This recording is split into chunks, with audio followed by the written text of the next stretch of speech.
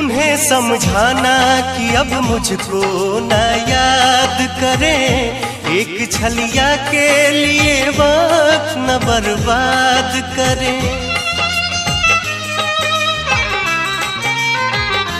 उन्हें समझाना कि अब मुझको न याद करें, एक छलिया के लिए वक्त न बर्बाद करें, एक छलिया के लिए वक्त न बर्बाद करें।